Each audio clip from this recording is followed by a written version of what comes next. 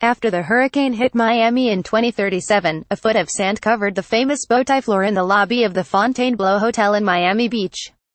A dead manatee floated in the pool where Elvis had once swum. Most of the damage came not from the hurricane's 175-mile-an-hour winds but from the 20-foot storm surge that overwhelmed the lowlying city. In South Beach, historic Art Deco buildings were swept off their foundations. Mansions on Star Island were flooded up to their cutglass doorknobs. A 17-mile stretch of Highway A1A that ran along the famous beaches up to Fort Lauderdale disappeared into the Atlantic. The storm knocked out the wastewater treatment plant on Virginia Key, forcing the city to dump hundreds of millions of gallons of raw sewage into Biscayne Bay. Tampons and condoms littered the beaches, and the stench of human excrement stoked fears of cholera. More than 300 people died, many of them swept away by the surging waters that submerged much of Miami Beach and Fort Lauderdale. 13 people were killed in traffic accidents as they scrambled to escape the city after the news spread. Falsely, it turned out that one of the nuclear reactors at Turkey Point, an aging power plant 24 miles south of Miami, had been destroyed by the surge and had sent a radioactive cloud floating over the city. The president, of course, said that Miami would be back, that Americans did not give up, that the city would be rebuilt better and stronger than it had been before. But it was clear to those not fooling themselves that this storm was the beginning of the end of Miami as a booming 21st century city. All big hurricanes are disastrous.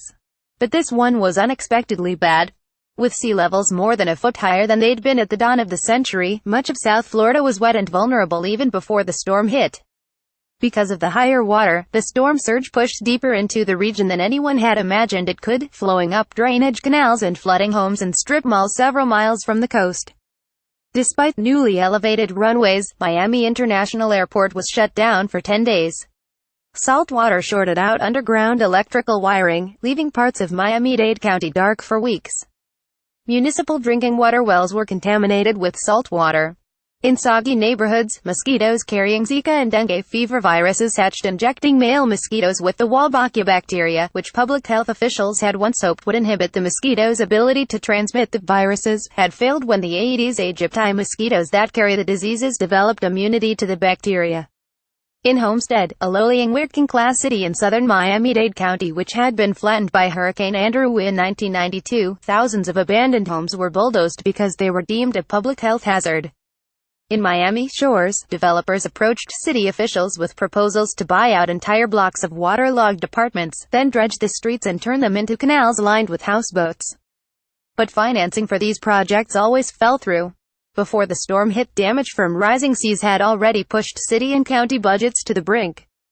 State and federal money was scarce too, in part because Miami was seen by many Americans as a rich, self-indulgent city that had ignored decades of warnings about building too close to the water. Attempts had been made to armor the shore with seawalls and elevate buildings, but only a small percentage of the richest property owners took protective action. The beaches were mostly gone too. Feds decided they couldn't afford to spend $100 million every few years to pump in fresh sand, and without replenishment, the ever-higher tides carried the beaches away. Flooding in North Miami, Florida. Photograph Joe Red Getty images by the late 2020s, the only beaches that remained were privately maintained oases of sand in front of expensive hotels. The hurricane took care of those, leaving the hotels and condo towers perched on limestone crags.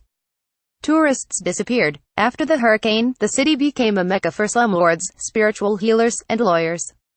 In the parts of the county that were still inhabitable, only the wealthiest could afford to insure their homes. Mortgages were nearly impossible to get, mostly because banks didn't believe the homes would be there in 30 years. Still, the waters kept rising, nearly a foot each decade. Each big storm devoured more of the coastline, pushing the water deeper and deeper into the city. The skyscrapers that had gone up during the boom years were gradually abandoned and used as staging grounds for drug runners and exotic animal traffickers. Crocodiles nested in the ruins of the Frost Museum of Science. Still, the waters kept rising. By the end of the 21st century, Miami became something else entirely, a popular diving spot where people could swim among sharks and barnacled SUVs and explore the wreckage of a great American city. That is, of course, merely one possible vision of the future. There are brighter ways to imagine it, and darker ways. But I am a journalist, not a Hollywood screenwriter. In this book, one want to tell a true story about the future we are creating for ourselves, our children, and our grandchildren. It begins with this: the climate is warming, the world's great ice sheets are melting, and the water is rising. This is not a speculative idea, or the hypothesis of a few wacky scientists, or a hoax perpetrated by the Chinese. Sea level rise is one of the central facts of our time, as real as gravity. It will reshape our world in ways most of us can only dimly imagine. My own interest in this story began with an actual hurricane. Shortly after Hurricane Sandy hit New York City in 2012, I visited the Lower East Side of Manhattan, one of the neighborhoods that had been hardest hit by flooding from the storm. Even if we ban coal, gas, and oil tomorrow, we're not going to be able to turn down the Earth's thermostat immediately. The water had receded by the time I arrived, but the neighborhood already smelled of mold and rot. The power was out, the shops were closed. I saw broken trees, abandoned cars, debris scattered everywhere, people hauling ruined furniture out of basement apartments. Dark water lines were visible on many shop windows and doors. The surge in the East River had been more than 9 feet high, overwhelming the seawall and inundating the low-lying parts of Lower Manhattan. As I walked around, seeing people slowly put their lives back together, I wondered what would have happened if, instead of flooding the city and then receding in a few hours, the Atlantic Ocean had come in and stayed in. I have been writing about climate change for more than a decade, but seeing the flooding on the Lower East Side made it visceral for me. I hadn't visited New Orleans until several years after Katrina hit. The TV images of the flooding there, catastrophic as they were, did not affect me as strongly as my walk through the Lower East Side. A year or so before Sandy hit, I had interviewed NASA scientist James Hansen, the godfather of climate change science, who told me that if nothing was done to slow the burning of fossil fuels, sea levels could be as much as 10 feet higher by the end of the century. At the time, I didn't grasp the implications of this. After Sandy, I did. Soon after my visit to Lower Manhattan, I found myself in Miami, learning about the porous limestone foundation the city is built on and the flatness of the topography. During high tide, I waded knee-deep through dark ocean water in several Miami Beach neighborhoods. I saw high water backing up into working-class neighborhoods far to the west, near the border of the Everglades. It didn't take a lot of imagination to see that I was standing in a modern-day Atlantis in the making. It became clear to me just how poorly our world is prepared to deal with the rising waters. Unlike, say, a global pandemic, sea level rise is not a direct threat to human survival. Early humans had no problem adapting to rising seas, they just moved to higher ground. But in the modern world, that's not so easy. There's a terrible irony in the fact that it's the very infrastructure of the fossil fuel age, the housing developments on the coasts, the roads, the railroads, the tunnels, the airports, that makes us most vulnerable. Rising and falling seas represent one of the ancient rhythms of the Earth, the background track that has played during the entire 4 billion-year life of the planet. Scientists have understood this for a long time. Even in relatively recent history, sea levels have fluctuated wildly, driven by wobbles in the Earth's orbit that change the amount of sunlight hitting the planet. 120,000 years ago, during the last interglacial period, when the temperature of the Earth was very much like it is today, sea levels were 20 to 30 feet higher. Then, 20,000 years ago, during the peak of the last ice age, sea levels were 400 feet lower. What's different today is that humans are interfering with this natural rhythm by heating up the planet and melting the vast ice sheets of Greenland and Antarctica. Until just a few decades ago, most scientists believed these ice sheets were so big and so indomitable that not even 7 billion humans with all their fossil fuel-burning toys could have much impact on them in the short term. Now they know better. In the 20th century, the oceans rose about 6 inches. But that was before the heat from burning fossil fuels had much impact on Greenland and Antarctica. About half of the recorded sea level rise in the 20th century came from the expansion of the warming oceans. Today, seas are rising at more than twice the rate they did in the last century. As warming of the Earth increases and the ice sheets begin to feel the heat, the rate of sea level rise is likely to increase rapidly. A 2017 report by the National Oceanic and Atmospheric Administration, the United States' top climate science agency, says global sea level rise could range from about 1 foot on the low end to more than 8 feet by 2100.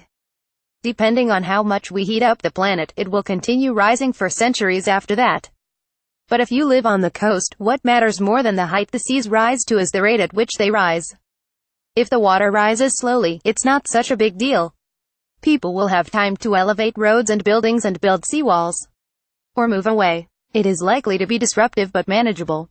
Unfortunately, Mother Nature is not always so docile. In the past, the seas have risen in dramatic pulses that coincide with the sudden collapse of ice sheets.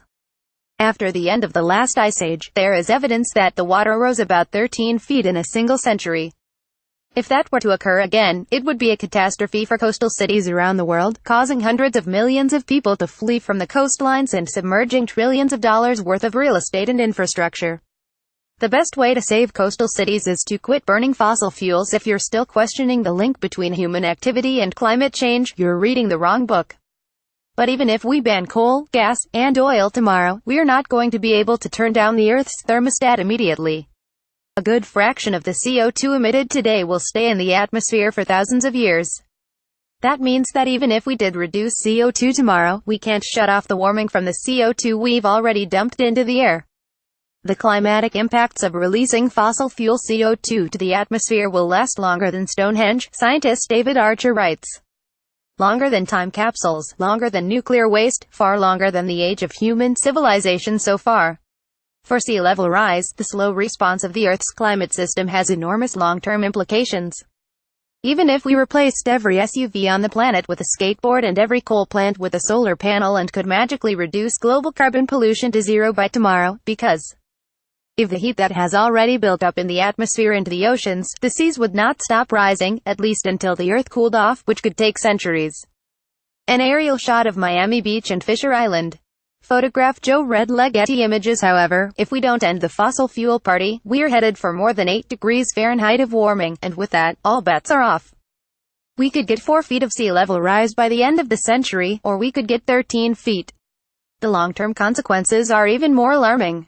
If we burn all the known reserves of coal, oil, and gas on the planet, seas will likely rise by more than 200 feet in the coming centuries, submerging virtually every major coastal city in the world. The tricky thing about dealing with sea level rise is that it's impossible to witness by just hanging out at the beach for a few weeks. Even in the worst-case scenarios, the changes will occur over years and decades and centuries, not seconds and minutes and hours. It's exactly the kind of threat that we humans are genetically ill-equipped to deal with. We have evolved to defend ourselves from a guy with a knife or an animal with big teeth, but we are not wired to make decisions about barely perceptible threats that gradually accelerate over time. One architect I met while researching this book joked that with enough money, you can engineer your way out of anything. I suppose it's true. If you had enough money, you could raise or rebuild every street and building in Miami by 10 feet and the city would be in pretty good shape for the next century or so. But we do not live in a world where money is no object, and one of the hard truths about sea level rise is that rich cities and nations can afford to build seawalls, upgrade sewage systems, and elevate critical infrastructure. Poor cities and nations cannot. But even for rich countries, the economic losses will be high. One recent study estimated that with 6 feet of sea level rise, nearly $1 trillion worth of real estate in the United States will be underwater, including 1 in 8 homes in Florida. If no significant action is taken, global damages from sea level rise could reach $100 trillion a year by 2100. But it is not just money that will be lost. Also gone will be the beach where you first kissed your boyfriend, the mangrove forests in Bangladesh where Bengal tigers thrive, the crocodile nests in Florida Bay, Facebook headquarters in Silicon Valley Street, Mark's Basilica in Venice, Fort Sumter in Charleston, South Carolina, America's biggest naval base in Norfolk, Virginia, NASA's Kennedy Space Center, graves on the Isle of the Dead in Tasmania, the slums of Jakarta, Indonesia, entire nations like the Maldives and the Marshall Islands, and, in the not-so-distant future, Mar-a-Lago, the summer White House of President Donald Trump. Globally, about 145 million people live 3 feet or less above the current sea level. As the waters rise, millions of these people will be displaced, many of them in poor countries, creating generations of climate refugees that will make today's Syrian war refugee crisis look like a high school drama production.